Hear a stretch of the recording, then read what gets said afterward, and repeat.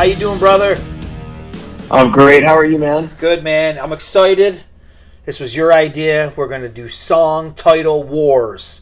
And basically what you find out when you go through the catalog of all of our favorite artists is there's a lot of repeat song titles. A lot of bands have the same names of their songs, and it either is basically like these are just sayings that everybody has a right to use if they want, or there's just some of these guys are just not that creative, right? And they just they reuse titles. And I think it got real common as the genre started to get to the end of it, that a lot of these songs were kind of like repeat titles. Totally, yeah. And the awesome part of this topic was the fact that we either got to relearn songs I haven't heard in years, or really be introduced some stuff that I ignored forever. So, again, really cool discoveries and new appreciation for some of these songs that I've heard for all these years. Cool. And sometimes you get digging, there's like 3 bands that have the same song. Sometimes there's even more. You know, as you keep digging, you find all kinds of crazy stuff. So, all right. Oh, totally, yeah. Well, let's get into this battle and see how it plays out. I mean, we'll all be winners at the end, right? There's no winners or losers, but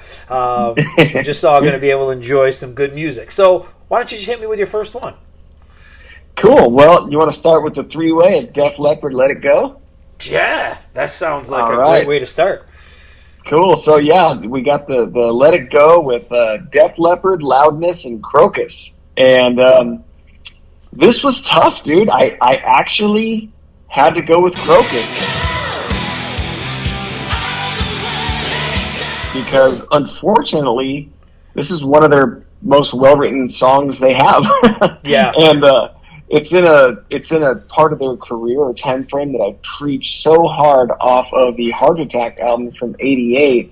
So I actually put it over Def Leppard and Loudness, but it's so tough. And then, you know, as for Def Leppard, it's probably the most ideal building song of all time. Like, when I think of a blueprint for a song that starts off with like more or less speaking voice and then climbs the ladder and everything chugs in together, it's a classic ripper. But then Loudness, and interestingly enough, out of these 3 songs, this is my favorite riff. This Loudness song has my favorite riff. Yeah.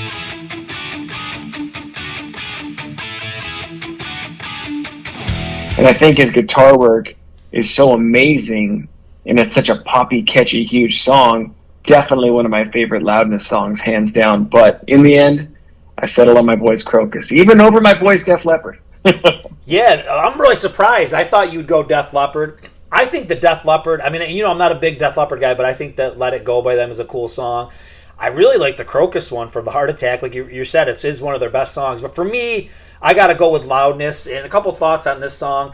You're right. It's got a great riff. And you know what it is? I think with this song especially, they're really trying to do like an American metal type song. You know what I mean? Yeah, you know, where like totally. I feel like some of their stuff, you know, it's got their vibe from their home country. But I feel like this, they're really trying to make like American metal.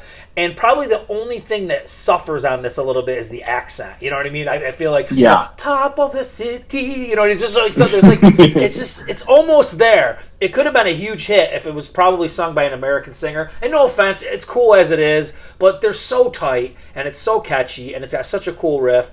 And I'm a Loudness nut, so I got to go Loudness. Very good, great choice. Very tough 3 choices. That was tough, very tough. All right, man. All right, so let me hit you with one. Naughty Naughty. And it was kind of surprised me because I think it's so well known by Danger Danger, but then it's on Vinnie Vincent Invasion's All Systems Go. So yeah, it's tough because Naughty Naughty is a really cool song. I don't think it's their best single. I like Bang Bang a lot better. But the Vinnie Vincent one is just so cool, man. All Systems Go is a great album. Mark Slaughter's in full effect on this one, and I gotta go Vinnie Vincent. What about you? I agree, dude. This is such a cooking song. It doesn't get much more head-banging from me than this.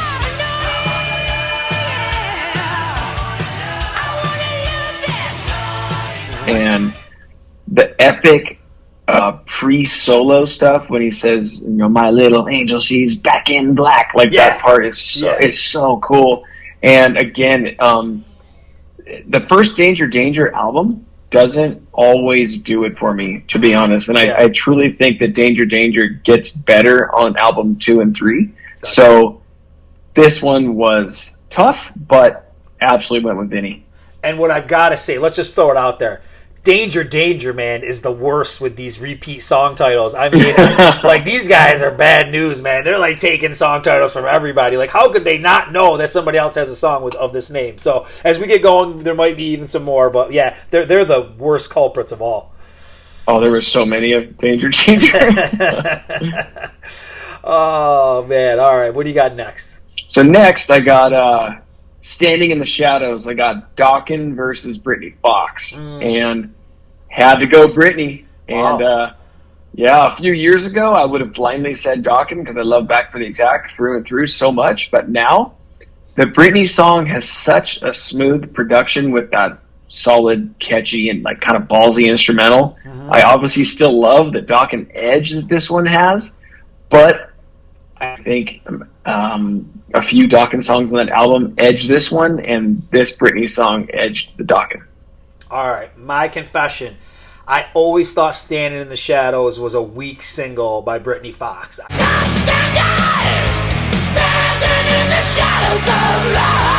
just thought, when Boys in Heat kicked off with that song, and even I think maybe Billy Childs or somebody who was on the podcast even agreed that they didn't think that was the right choice for the first single. And I remember that. The rest of the album is so much better than this song. So I gotta go Dawkins, man. I love Back for the Attack. I love Standing in the Shadows. I love the little like kind of chilled out guitar, the way it's played at the beginning, and then it picks up and gets heavy. Yeah. And Don is in his moodiest as he always is, and I gotta go with Dawkins, man. Very good. So, Take Me Back. We got it by Cinderella on the Long Cold Winter album, and it's also on Macaulay Scheichner's Save Yourself. And this was tough, man, because I really like Long Cold Winter, and I really like Take Me Back. It's definitely got that classic rock vibe that they were kind of shooting for on that album.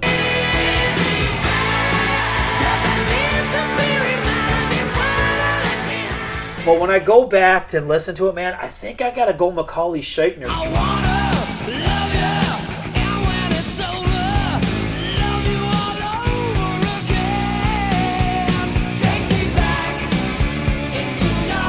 Because it's such a well-written song, and it's so catchy. And one thing I never noticed about it, I listened to it the other night, it's very Scorpion-ish, which is okay because Scheichner, there's that tie there, but it's very, it could be a Scorpion song. So I got to go MSG. Totally. I'm going MSG.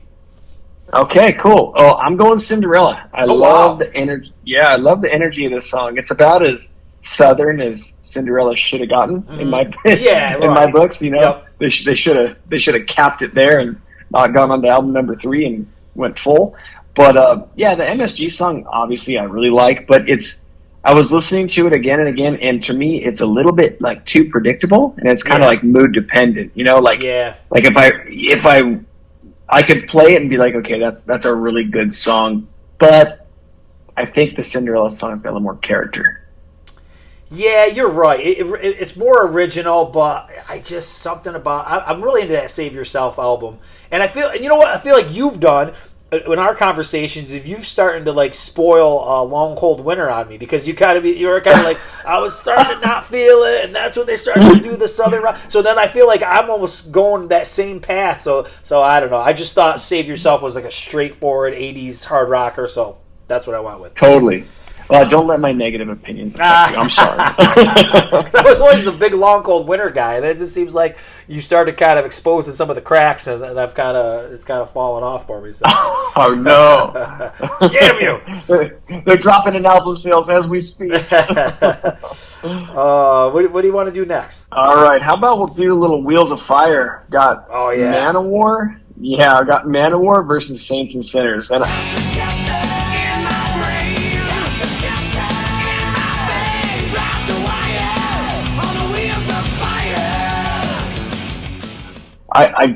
Okay.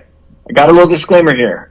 All of these, I did give the song that I was less familiar with, A Very Fair Shake. Okay. And this is one of those. I listened to the entire Manowar Wheels of Fire Sure. like 3 times just to make sure that I wasn't missing something. Sure. But this one was kind of a no-brainer for me because, like I said, it gave Manowar that really fair shake. But almost nothing tops Saints and Sinners for me. I think they were my number 4 in our 1992 list, and only held off by the giants of Unruly, Wildside, and Hardline. Mm-hmm. And right now, as it stands, I think, I might even make them number 1 or 2 in my 92 list. Right. So Saints and Sinners is tough to beat. The Manowar song, it's the first song on the album. It's a total burner. Like, it's crazy. Epic drums, epic guitar. But this Saints and Sinners song is like the perfect melodic hard rock song, and it's like so up my alley. So I had to go with that. Well, let me also add that there is Wheels of Fire on LA Guns Cocked and Loaded, right? I don't think that's one of the strongest songs on the album, but it's not bad. There's Wheels of Fire by Judas Priest that is on the Angel of Retribution album. Never really cared for that song. So just to throw it out there, just how common these kind of themes are and these titles are. But, yeah. Okay. I went back and I had to get familiar with the Saints and Sinners, the Saint and Sinner one. And I thought it was decent, but man, you know me, I gotta go Manowar.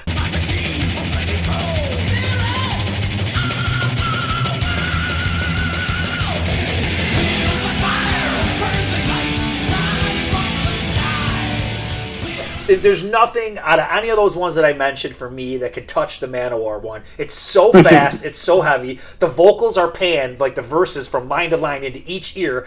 It gives it such a frantic vibe. But then when you get to the chorus is like huge and catchy. And sometimes you lose that in real heavy music. And I got to go Manowar. So that's awesome, and I wouldn't expect anything less. Yeah, I got to give it to them. All right, so here's an interesting one. Speaking of LA Guns, let's go Over the Edge with LA Guns off the Hollywood Vampires, or Hurricane from the album of the same name. Over the Edge by LA Guns is really cool. It's got that kind of like trippy sitar beginning type stuff, and it's a real kind of like slow heavy moody track that starts off the album. Kind of a weird album opener.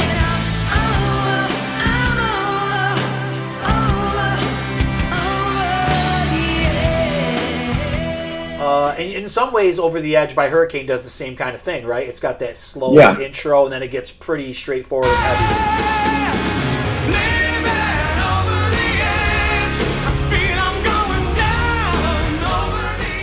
But I gotta say, man, I love that dynamic in Hurricanes. And that kind of pushes it over LA Guns for me. Kind of reminds me of some of the stuff like Paul Stanley will do, like I Want You by Kiss, and on a solo album, Tonight You Belong to Me. You start off with like an acoustical thing, and then you go heavy and you just kick everybody's ass. So I like the way that Hurricane does that one, so I got to go Hurricane. Very good. Well, I went LA Guns, but to be honest, I don't really love. I don't really love either song. Really?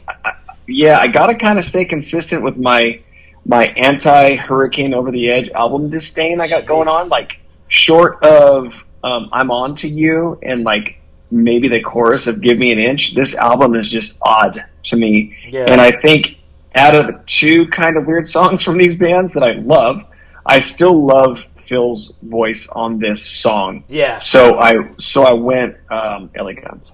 Dude, why are you such a downer on some of these 88 albums? What's wrong? What's wrong with you? I don't know, man. Something's going haywire. All right. Here's another one. We got Caught in the Middle. Very common phrase, common thing to say. You're caught in the middle, So you can't fault anybody for ripping it off or anything. Even Dokken has In the Middle. Same kind of a concept, but we're going to go with totally. Stryper has Caught in the Middle off Against the Law, and I think what's cool about this song is it feels like classic Stryper.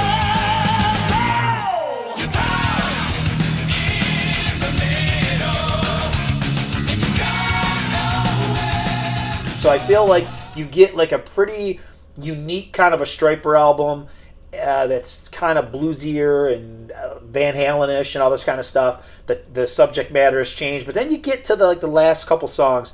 You get to Caught in the Middle, All for One, and Rock the Hell Out of You, and those feel like regular Stryper songs.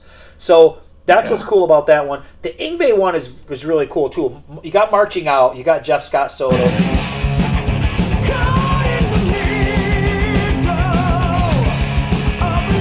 A lot of good stuff going on there. And I feel like on some of this album, Marching Out, it doesn't always feel neoclassical, but it feels like that LA metal. I think he's still bringing some of that in from like Steeler and all that kind of stuff. So this is a really cool song. But I got to go Stryper, man. That big production and just having that vibe that feels like old school Stryper, but maybe just a little bit modernized. So I got to go Stryper. Very good. Yeah, this one was tough. I love me some Jeff Scott Soto, but I really love Against the Law, so I did go with Stryper. And it's just a little bit more updated hard rock for me. Yeah. And I'm not sure if you mentioned this at the beginning, but let's not forget about Dio's Caught in the Middle off of Holy Diver. Oh, yeah, right. Yeah, I mean, like I said, there's probably more that we don't, like I said, especially like Wheels of Fire, I kind of found, I was like, wow, there's a lot for that title. And, there's probably other ones that we're missing, so, yeah. Yeah, totally. What do you got next? How about we go on to some bad boys? We got some Whitesnake versus MSG. Oh, yeah.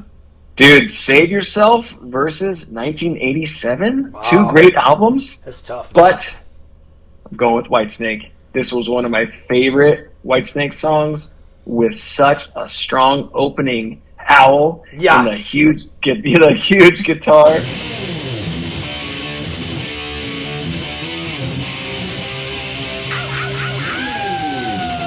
Yes. And a huge verse and an epic chorus. It was no question for me. I went Whitesnake.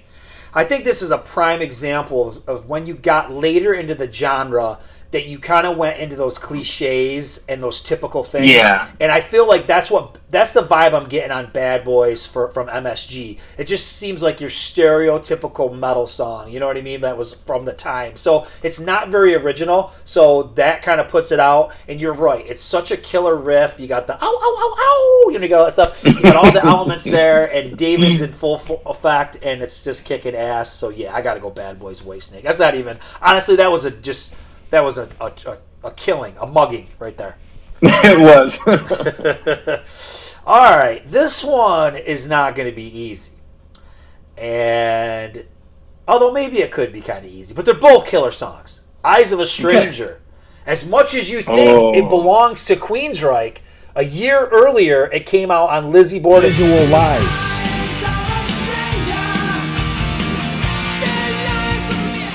I love this song because I love how it starts off with a real cool drum beat, and it's very catchy, very moody. It's got that Lizzie Borden vibe. The whole album kicks ass. I love this album. But, dude, I've been on a massive Queensryche kick lately. I just listened to The Warning all the way through. I listened to Rage for Order all the way through. So I'm like just realizing the Queensryche genius. And it really doesn't get personified any clearer than on Eyes of a Stranger. I mean, that is Queensryche, right? It's like great instrumentation, crazy vocals, catchy melodies, smart stuff lyrically. So, yeah, I mean, as cool as the Lizzie Borden one is, and I really like it, Queensryche own that title right there. They own Eyes of a Stranger, and I got to go with them. Totally. I totally agree. First off, let me just say that if this were the three-way with Y&T in there, I think I might mop the floor with with their version of The Eyes of the Stranger. It's the last song on Contagious, and it's probably my favorite on that album. But it's not a three-way. Anyway, I love the Lizzie song, and I absolutely love the Queensryche classic.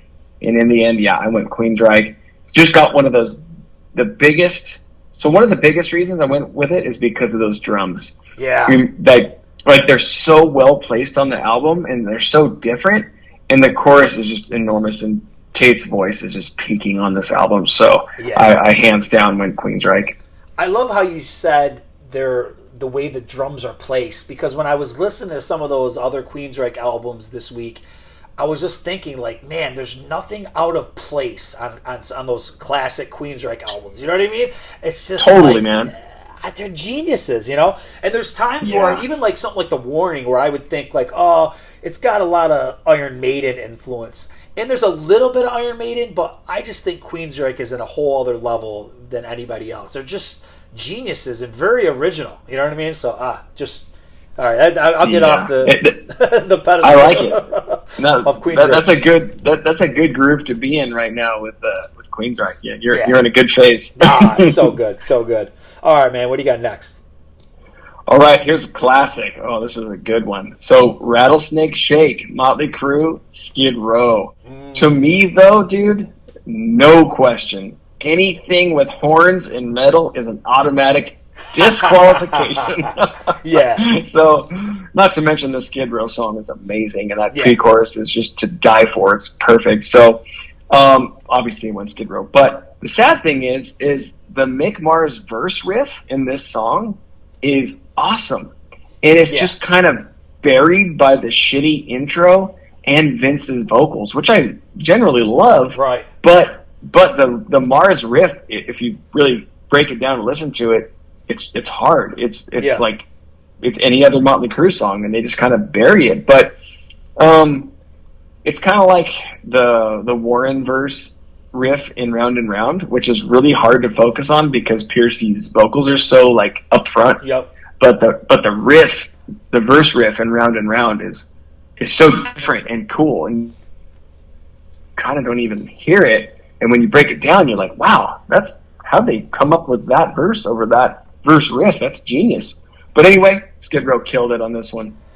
Yeah, and I've always said I'm not a big Skid Row guy, but I'm going Skid Row all the way because it's just got balls. You know what I mean? And Rattlesnake Shake really does not have balls by Motley Crue. Shake, shake, shake. You know, it's just so goofy. Yeah. And I've said this a million times on different episodes and whatnot that, you know, the deep tracks, the non-singles, and even maybe some of the singles, but especially the deep tracks, they have not stood the test of time. And you're right, Mars, what he does on here is cool.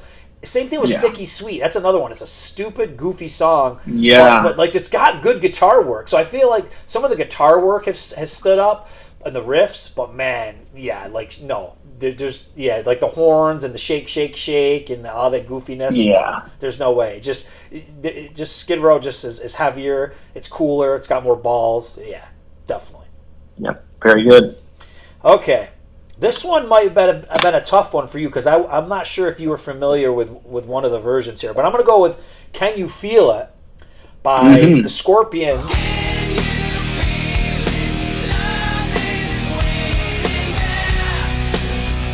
And Angel. Now with the Scorpions, it's on Unbreakable. And I think this is the best song on Unbreakable. It's so catchy. You could just picture like the whole audience going, "Can you feel it? Love is waiting there." It's so catchy. But as people know, I'm a big Angel nut. And when you think about Angel, this is kind of like one of their signature songs. It's got all the vocal gymnastics of Frank Domino, and it's a rocker. It's a heavier song.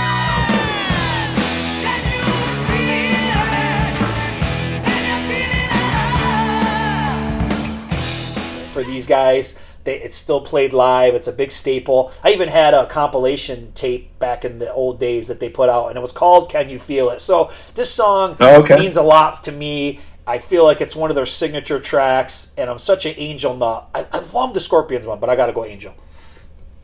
Very good. And you nailed it. I wasn't that familiar with the Angel version, but I definitely went with the Scorpions, and it's a great updated song from these guys. And it's funny, I was writing my notes out for this, and I went, updated. The freaking thing's 21 years old already. It's like that's new Scorpions for us, but it's old. Right? I know, it totally is, man. But I got to give Angel some credit, though, man. I liked the song a lot more than I thought I would. It's very 70s-ish. Yeah. But coming from a 70s Angel fan, you could see that, just like Kiss, those guys really set the table for a lot of these bands. Oh, yeah. And it was, it was things to come. So it was a great song. I really liked it, actually. Angel was way ahead of their time. Way ahead of their time.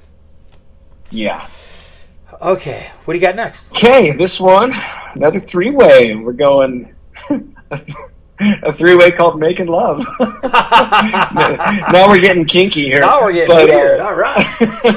Getting real weird on the 80's Glam Metalcast. Okay, Making Love by Nitro, Yngwie, and Kiss. Yeah. Okay, so this was tougher than I thought, and I'm obsessed with the Yngwie song. Yeah. So I went Yngwie. The first two songs on Eclipse are probably like my top favorite Yngwie songs. They're so good. The chorus is so strong, and the album is just. This is the album that really roped me in again with Yngwie after like I said before, I love the Jeff Scott Soto stuff.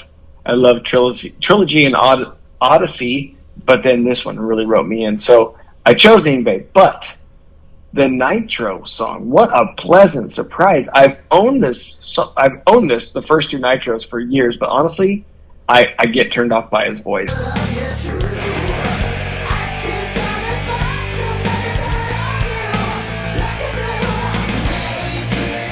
And it's funny to say that this song is a toned down Gillette on this song, which is still wild and nutty, but I love it. And then with Kiss, honestly, a total pleasant surprise. Again, very, very 70s, but I can see, and this is very ironic that I just talked about Angel. These are the same notes I pretty much wrote for Kiss. I can see why they were so inspirational. It was a really solid guitar riff.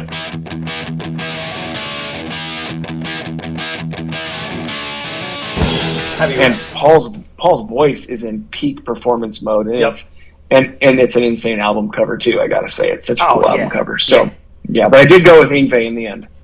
This is tough for me. So let's try to break it down. Let's get the bad out of the way. All right. Okay. I hate Hot Wet Dripping with Sweat. I think it's a piece of crap. I don't like this album at all.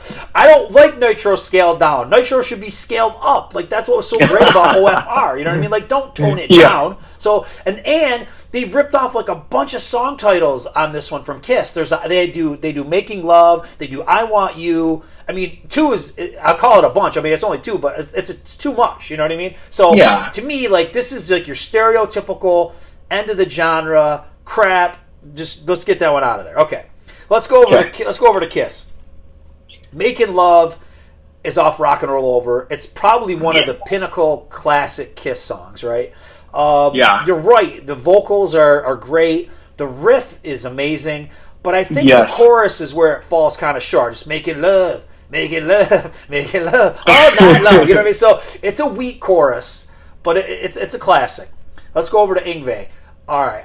I've been on a huge bender lately with the Eclipse album. I always thought Eclipse was kind of weak after Odyssey, but over time, I'm finding the charm of the album and Goran Edman and all this kind of stuff. So, and I think we got a stronger chorus. And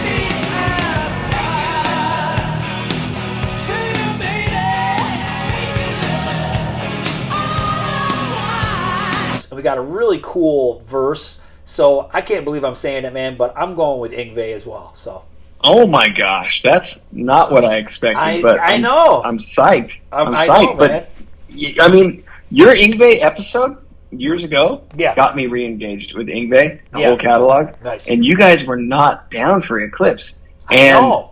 I was like, well, I got to give this album. It's from '90, if I recall. I'm like, that's like the perfect time for Yngwie, I think. Yeah. And those first two, I would say, are definitely the strongest on the album, and they really roped me in. So, but I'm shocked. I like it.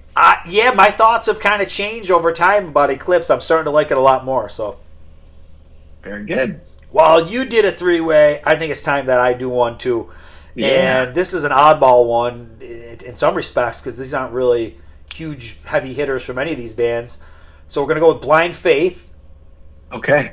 Which in theory is like a band name, right? That was Blind Faith, which had Steve Winwood. Yeah. Steve Winwood in there. Yep. So Ron Keel's Fair Game, and they have a song called Blind Faith, which I think is killer. Great song. Yes.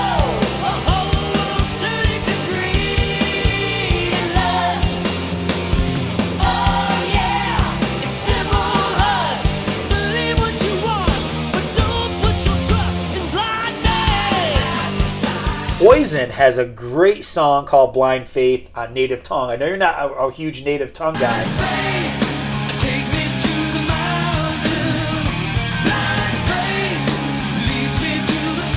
But I think this is one of the more melodic tunes on this one.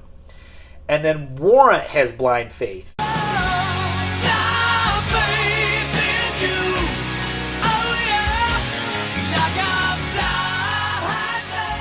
Off of the Cherry Pie album.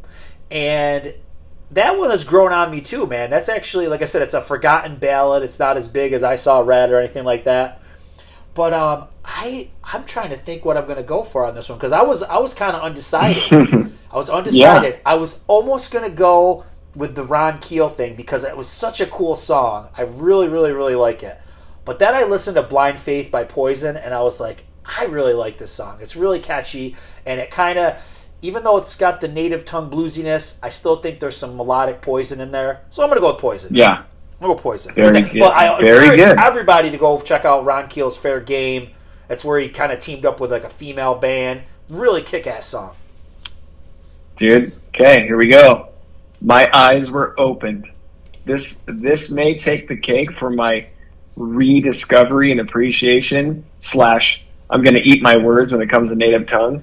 But what a killer song, dude. And right. I'm going to be cranking this for a while, and I have, because we prepped for this like a couple weeks ago. Yeah. And I have been cranking this song ever since. I love this Poison song, and I totally ignored it all these years. So much appreciated. Ron Keel's Fair Game. Awesome song. That's Ron sticking to the killer stuff with his kind of gimmicky band, backing band of all females, which, hey, musically it was amazing. Great song. As for Warrant, never been my favorite. Right. They really wanted this to be huge, like we talked about in the old episodes, but it's probably my least favorite Warrant ballad. Yeah. Yep. Well, dude, I'm shocked that you went with Poison. Glad you re-engaged with that song and got into it. Maybe others will upon listening to this, man. So, rock. Nice. That's right. Yeah. All right. What do you got next? Okay. How about we do a little Desperate, in parentheses, Desperately, Slaughter. Yeah. Yep. Slaughter and Babylon AD. So, in this one, I went Slaughter. Okay? Mm-hmm. The kick-in and Mark's vocals are so killer coming out of the chute right away that I couldn't deny it. The pre-chorus and the chorus are kind of a tie, though, when it comes to both songs. Yeah. The Babylon pre-chorus and chorus is so strong. It almost roped me in, but it's tough because it's almost like a ballad versus a rocker in a way, because the Slaughter Desperately just rips into it and it never seizes up. The Babylon AD, it's a little bit slower in the verses, and then it really kicks in. So I went with Slaughter. Yeah, this is a tough one because there's something about those choruses on that first Babylon AD album. You know, they just got those deep voices, and there's a ton of them.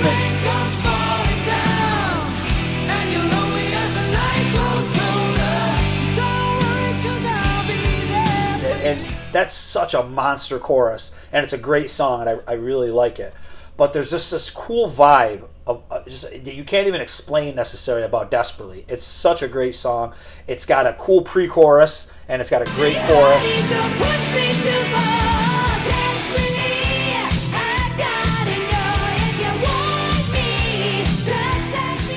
And I turned my wife onto this song and told her it was a great Slaughter song that she needed to check out. She agrees that it's a great song. You agree it's a great song. It's the winner. That's right. I like it. All right. Here's an interesting one that I had to really dig deep and to try to figure out which way I was going with it on this one, but I think I got it down. On Your Knees. All right. Oh, yeah. Great White versus Wasp. Now, this is no easy task because these are some big heavy hitters of early 80s metal. The subject matter you would think would be the same, but I don't think that it really is when I dissected the lyrics. Now, On Your Knees, if you're a Wasp guy, okay, first of all, it comes off their debut album, which everybody is just crazy about these days. You know what I mean? Yeah. I think it's the anniversary. It is of this album. It's 40 years. And this is a staple live song. I think they've been playing this live since 1984. It's in every pretty much live set. And lyrically, you would think Wasp would go there where a female's going down on her knees, right? You would think that's what it is. But lyrically, I don't think that's what it's about. I think what it's about is about a parent trying to control a child and bring them down to their knees, you know what I mean, and control them. Yeah. That's the way it lyrically sounds to me. Now, Great White, it's definitely about what you think it's about, you know? So we'll just get that out of the way. Rest in peace, Jack Russell. We talked about that in the last podcast. Yeah. The cool thing about this is its first album. Great White is a straight-up metal band. None of that bluesy stuff that they got into around Once Bitten and all that. Down on your knees, down on your knees, down on your knees, down on your knees. And I really like Jack Russell when he's gnarly and he's got that metal voice and all that kind of stuff. So I'm actually surprised, man, but I'm going with the Great White because I think that's a catchy-ass chorus, and I love the metallic tone of his voice on that early stuff. And maybe with Wasp, I'm just played out with. I've been a Wasp fan forever, and I just kind of sick of the song by Wasp. So, Well, yeah, you pretty much covered it. I absolutely agree. I went with Great White, and I said the same stuff. I love it when these guys go full metal. yeah. At this point, they didn't really begin the blues stuff yet, so they didn't have to ditch it at this point. But there's a few songs later in their career where they did kind of drop the blues and went more hard rock, and I really like it a lot more. But good, solid riff, great vocals. I went with Great White. Cool. What you got next? Let's see here. Let's go with You're All I Need, Motley Crue and White Lion. Yeah. So, first point to mention here, 48 million Spotify listens for the White Lion version of You're All I Need. Really? And, wow. And I could not believe it. I didn't see that coming at all in terms of the Spotify listens. No. But anyway, I went with Motley. I've always really liked the fact that Vince is singing in pretty much full voice on a ballad. Yeah. And I love his voice on this song. The piano goes really well with the guitar here. The topic of the song is quite dark, but I'd rather not think about that one. But the White Lion song is good, but I don't really hear the hook. I don't understand why it's a huge White Lion song. It's a quality, meaningful song, but I just don't hear the hook. It's just kind of like a quality ballad, but to me, maybe I need to give it a little bit more time, but I never heard it, so I went with Motley. It's weird. I'm going to take an opposite spin on this one. I've always thought, even as a kid, I always thought You're All I Need was just like a weird track. I never got it. And I understand what it's about, and I understand what they're trying to convey with the lyrics, but it just, to me, it just doesn't work. You know what I mean? We got a ballad about killing the woman you love so you could become famous or something like that. I mean, it's a weird concept, and it just, it's almost like trying to do something just for the sake of doing it. You know what I mean? It doesn't feel natural to me, that song or anything about it. And I think the White Lion one is really cool. I actually do think it's kind of catchy, and I think people use it as a wedding song or something. So I think that's they totally do.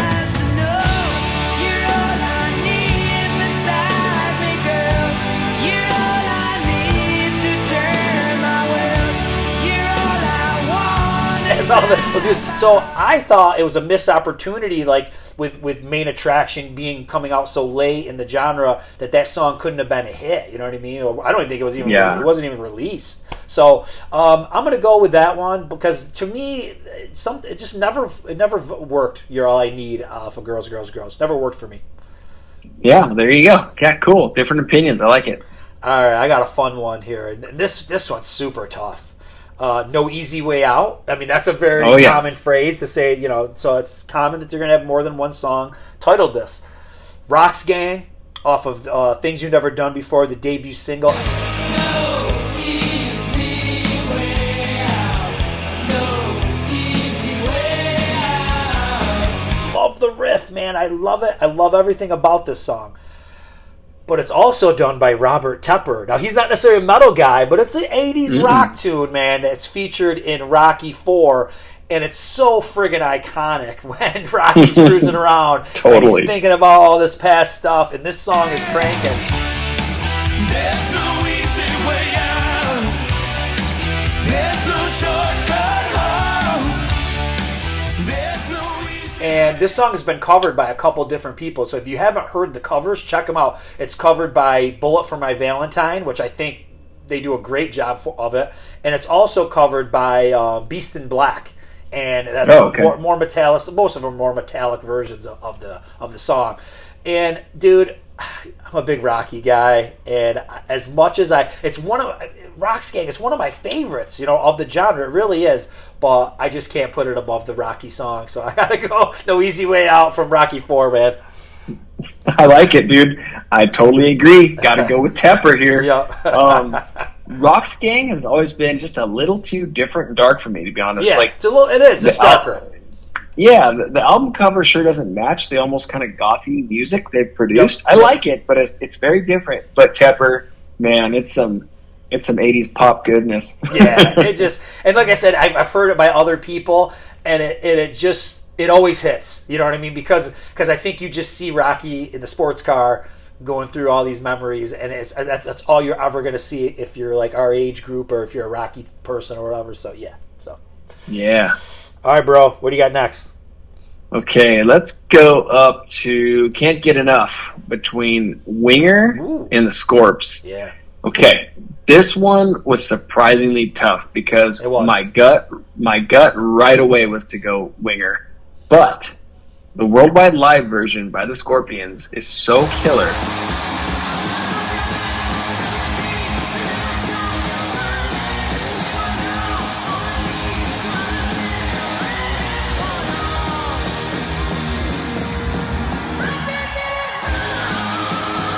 And the Winger song is kind of a classic, polished album number 2 song for Winger. But the Winger song was an afterthought. Right. And it was a forced, tongue-in-cheek record label addition. So, although a great song, I still love it, I had to go with the classic Scorpions, Can't Get Enough. Right. This is going to be one where we're going to disagree again. I got to flip-flop it. Well, let me explain. So I went back and listened to both. I listened to Can't Get Enough by the Scorps, and I thought that this was going to be my number one. I thought this was going to be my pick.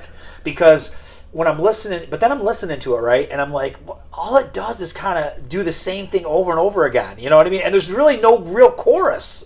So catchy chorus for this one. But the riff is so damn cool, and Klaus's voice sounds so good. It's so rocking, and I understand what you're saying with like the live version of it and everything. But Can't Get Enough, man. It's like it's just like perfect hair metal. You know what I mean? So like it's got the big chorus, the hey, all that kind of stuff, and it's got a cool vibe, great melodies and harmonies. I had to go with it, man. It just has the bigger chorus. And I think that's what I was looking for, and it has the hooks. And I think Can't Get Enough is just more riffy. It doesn't really have a hook for me. So I know, and that was my gut, man, to go with them. But then when I went back and did the worldwide live thing, I love it. But man, the video Can't Get Enough. We've said it before. The sweaty, massive fans blowing, scantily clad women's hair around. Yeah. That's some good Winger shit right there. That's some quality Winger. All right, I got a weird one, and I'm not even 100% sure which way I want to go on it. There's a couple of these I didn't really decide. I was going to decide on the spot. No Way Out or Heaven's Trail, No Way Out. All right. Oh, yeah. We got Tesla versus Loudness. Another tough one because I'm not a huge Tesla guy, but I think this might be my favorite song by them. I'm not a big into them, but I think this song kicks ass. I think a lot of the songs on Great Radio Controversy kick ass, and this one's one of them. See, it's the same thing like we were talking about with like sometimes Tesla comes off as like bluesy rock, you know what I mean, or like that kind of stuff. Where this is like more metallic. It's kind of like the Great White Thing. That's what I was trying to get at.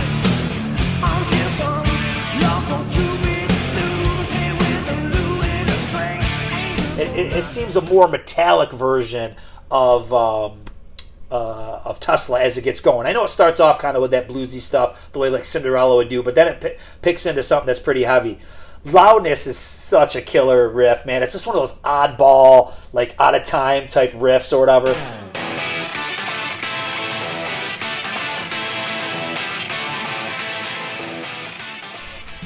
I love both, but I think I got to go with Tesla on this one. Yeah, I agree, man. I love this song. I've always loved this song. The Loudness song is great. It starts out kind of odd, but it kicks in really well. It's pretty normal after that. Yeah. Solid album. But the building, the way this starts, the Tesla song starts off and it builds and builds and builds. It's always been one of my favorites. So definitely went with some Tesla here. Yeah. I mean, that No Way Out, No Way Out, that's gold. I'm sorry. Oh, yeah. That's gold. It is gold. That wins it right there. I love it. Yeah. All right, man. What do you got next? All right. How about we'll go with some Seventh Sign, Europe versus Yngwie. I went Europe. I'm obsessed with the album tracks on Prisoners in Paradise, and this one is awesome.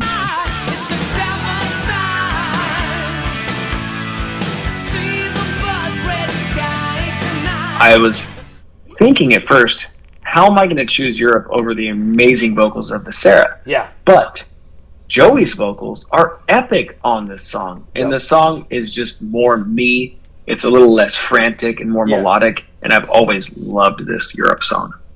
I'm going to go opposite of you on this one, which is probably no surprise. But my first gut reaction was like, I was thinking of Sign of the Times. Right. Was Seventh Sign, right? And if it was that, I think it would be really tough because I love Sign of the Times off of Out of This World. Seventh Sign doesn't do much for me. For me, I know the early part of the album Prisoners in Paradise was what you were talking about with Winger, like record company forced them to write some catchier tunes. But for me, I love the first half of the album more than I like the second half of the album. I see. So if it was an earlier track on Prisoners, it might be tougher. But with Seventh Sign, with Yngwie, with Viscera's vocals,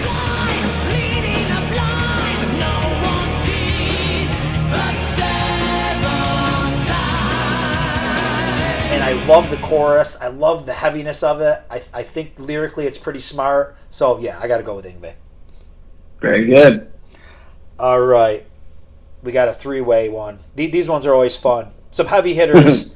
And some copycats all in one. All right, so let's go with Under the Gun. Okay. And Danger, Danger. So, shocker, man. They lifted another song title. I can't believe it. Yeah. All right, so that's off their debut. Really cool song. Like, I'm just going to get that out there. Like, I think the chorus is perfection.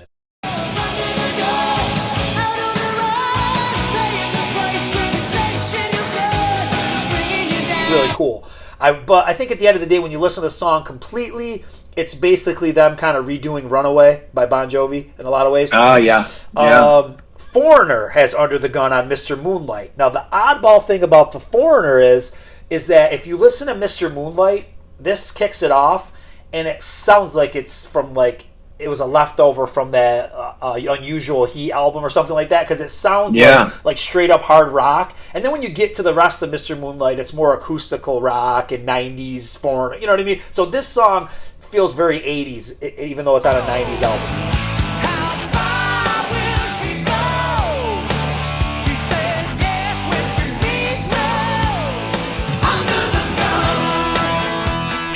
Kiss, it's on Animalize. And I think this just personifies 80s, what 80s Kiss is. You know what I mean? Like, this is, you want to know what 80s Kiss is. It's fast. Eric Carr's thunderous drumming.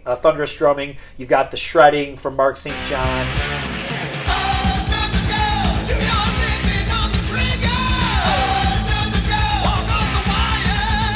You got Paul Stanley going into the stratosphere on this one. And this song will always remind me of Animalize Live and my early days getting into Kiss in the 80s. So for nostalgia reasons, it's going to be the winner. But I actually like all three of these, but I'm going with Kiss. Dude, got one thing to say right now. Yeah. Let's hit the highway doing 69. 69! I mean, I know what he's getting at, but when you think of today's speed limits, it's not like, if you don't think of it in a sexual way, it just sounds stupid because most speed limits are 65. You know what I mean? Yeah, totally. Well, this song won me over, dude. I went Kiss. They sure cut loose on this song. Yeah. The guitars are wild. I love it. Good song, blistering dual guitar. It's a freaking ripper, dude. It actually got me engaged in this album again. I went Kiss, Foreigner, Danger, Danger. And basically, the Foreigner stuff you said was exactly what I had written down. Yep. It's my favorite song on the album, and it slows down after that. Yeah. But it's a great time for this band. I love the early 90s stuff from them. Yeah. As for Danger, Danger, I've honestly never really cared for this song that much, short of the chorus, like you were saying. It's odd, but the album tracks on the self-titled album don't really do it for me, short of Boys Will Be Boys and Live It Up. Mm-hmm. Other than that, I like the hits, but the rest of the album tracks are kind of like just a little too poppy for me. I don't know how else to say it, but yeah, in that order, Kiss, Foreigner, Danger, Danger. Cool. Man, I'm going to make a Kiss fan out of you, I think. I know, I'm getting there, dude. Here we go. We got the song called Insane between Hurricane and Frehley's Comet. So Yep. I went Frehley's, baby. No sorrow, no shame, 'cause nothing matters when you're insane. I've always loved this song. I love Second Sighting, and the opening guitar riff with that fast turnaround is awesome. Those kind of almost out of key Ace vocals that I've mentioned before are awesome, and that pre-chorus and chorus is just great. I love it. Like I said before, Over the Edge is just kind of not the pick for me. So only thing I could give Hurricanes Insane is the cool part at the end of the second verse when Kelly uses his falsetto voice, because he's got such a cool natural voice that he really never has to go falsetto because he's got such a great, rangy, wonderful voice. But it's kind of cool to hear him kind of cut loose at the end. So that's my compliment of that. Not a complete knockout of the Hurricane song, but I've always loved this Frehley song. Yeah, I mean, the Insane, I think I agree to you to an extent that it fits into that weird stuff, not very straightforward, off of Over the Edge.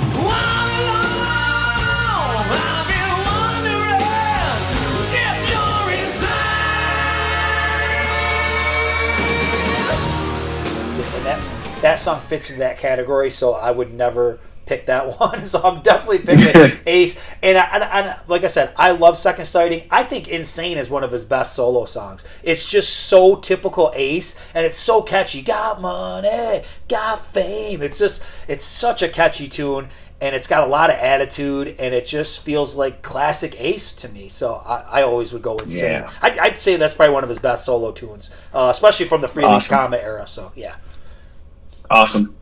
All right, man. Okay, this is my last one. If you got one more after this, you go. But this is my last one, and it's a little bit of a reversal of words, but it's the same concept for the title. So we've got "Sinners and Saints" by Motley Crue.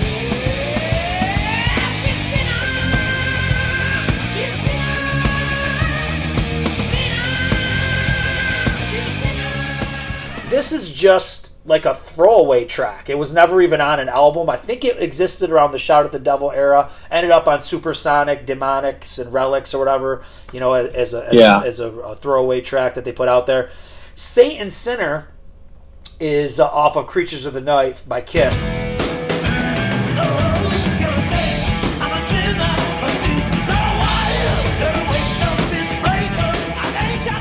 And it's a great tune, man. It's got a lot of attitude. It's got some really killer bass and drums. I think the bass and the drums and Gene Simmons' vocals really drive the song. So it's a really cool song.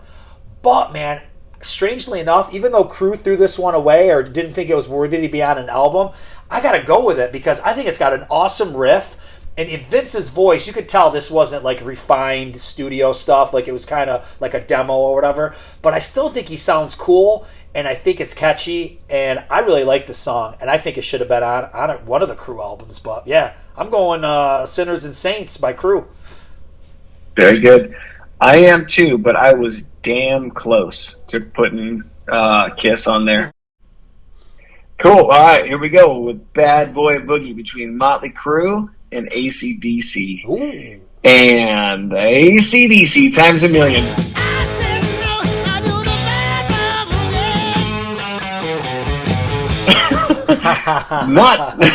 Not just because it's AC/DC, but it's because the album tracks on Girls, Girls, Girls kind of suck after all these years. And the AC/DC version is a Bon Scott classic, especially live back in the good old days. Bon really shines on this song. It's got his very signature attitude and that kind of snarl.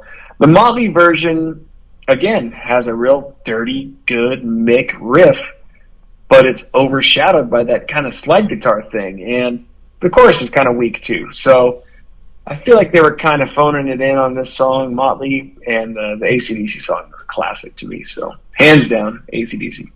Well, one thing that was cool is that I got to listen to this song because I wasn't super familiar with the AC/DC version, and it was cool. What I discovered, I feel like Kiss kind of borrowed one of the main riff and threw it in Unholy. So I thought that was kind of cool. I was like, man, Kiss borrowing from little AC/DC. One thing I want to make too, and I want to see if you agree with this, but I just feel like 70s AC/DC was just a little bit more creative than like maybe the 80s, like with the Bon Scott stuff. I feel like they kind of explored different things a little bit more than they did as they got with Brian Johnson. What do you think? I think, especially lyrically, Bon had such a way with words, which every song was kind of like an old legendary story. And that might have been what set it apart, and they kind of fit it around the lyrics he used to write. But yeah, I'm right there with you. It was the early kind of finding their way days. So yeah, things were probably a little different. And I feel like the 70s stuff by bands just seems a little bit more creative when you go to, Queen and Kiss and Alice Cooper versus what they did in the 80s. It's just a little bit more unique, a little bit more creative. Yeah. But man, hey, I'm a Motley Crue guy. This was, I've spent a lot of time with Bad Boy Boogie. We do the bad boy boogie. Bad is bad. And I dig the guitar sound on this song and album, and I think Vince sounds pretty cool on this song. And I gotta go Bad Boy Boogie with Crue, man. I gotta go Crue, but I thought the AC/DC song was really cool. That's awesome, dude. Yeah, you can't deny it. That's good stuff. Vince's vocal on this album, I've always really liked. They really thickened him up, so yeah, that's good stuff. I've got a couple funny ones that kind of came up. That see if we just think of these ones. So there's "Hang Tough" by Tesla, and there's "Hangin' Tough" by the New Kids. Which one would you pick? Oh, New Kids, man. The Love New that. Kids, yeah. And then I found another one. I was going through it. I was like, "Listen to your heart." You could go TNT or Roxette. So pick your poison, whatever you want. You know what? That one is. Don't tell anybody on the Metalcast, but I might have to go Roxette. It's a pretty well written song, man. I ain't gonna lie. That's a pretty damn good song. Yeah, I secretly kind of love that band. Man, there were so many. I mean, when I was going through this and you and I kind of, went back and forth, dude, I have like 40 honorables. Like, This is insane. Of course, I didn't write any notes or whatever about it, but like, holy moly, there's a lot of songs that are identical, and some of them are really cool, man. Like, there's like "Beat the Bullet" by Vane and Danger Danger. Yep. Like, those are I would have gone Danger Danger, but that's a real tough one. But yeah, Easy Come Easy Go got a 3-way with Tesla, Winger, and Every Mother's Nightmare. Yep. Love Bites, Priest and Leopard. Oh, I'm surprised you didn't go for that one on your main list. We should have. Yeah, that was a good one. Yeah, we should have put that in the main list. Well, yeah, that's a good one. You got Hungry, White Lion and Winger. Winger, yeah. There's another one. So Seventh Sign, you had mentioned that. Bad Blood, Bed of Roses with Warrant and Bon Jovi. Yeah. Inside Out with Warren and XYZ. So yeah, man. I mean, you can keep going on and on and on. So Oh yeah. it's a fun one. Yeah, there was a couple other ones that I had were like the Mercy by Wasp and Lillian Axe. Oh yeah, Hard as a Rock, AC/DC and Bullet Boys. dude, that's kind of a tough one even for me. I like those a lot. There's Trial by Fire by Kiss and Testament. Talk to Me, Kiss, and your. See, I was trying to cut out the Kiss ones. I didn't want like everyone to be Kiss, but a lot of the Kiss has so many songs that of course they're going to line up with somebody. But yeah, there's Talk to Me by Kiss and Europe on Prisoners of Paradise. There's I'm Alive by Kiss and also by Wasp. Never Enough by Kiss and LA Guns. So like I said, there's a million of them. I Don't Know by Ozzy and Yngwie. Eat the Rich, Aerosmith, or Motorhead. So there's just a and Crocus. Crocus, yeah. So some of these have just popped up numerous times, but a fun one. I hope people enjoyed it. I'm sure that there's others that we missed, or there's ones that we commented on, but there was some more. More people did that same title as well. So I'm sure there's a million combinations out there. Yeah, absolutely. One of my first ones I saw was Prisoner by Accept and Dokken. And I think that would have been really a tough choice for me too. Yeah. I'm glad it wasn't on there. I would have had to pick one of my babies there. For sure, man. Well, this was a blast. Glad we got to do it. All right, brother. Sure. Have a great one. All right, man. You too. Thank you. Yep. Bye.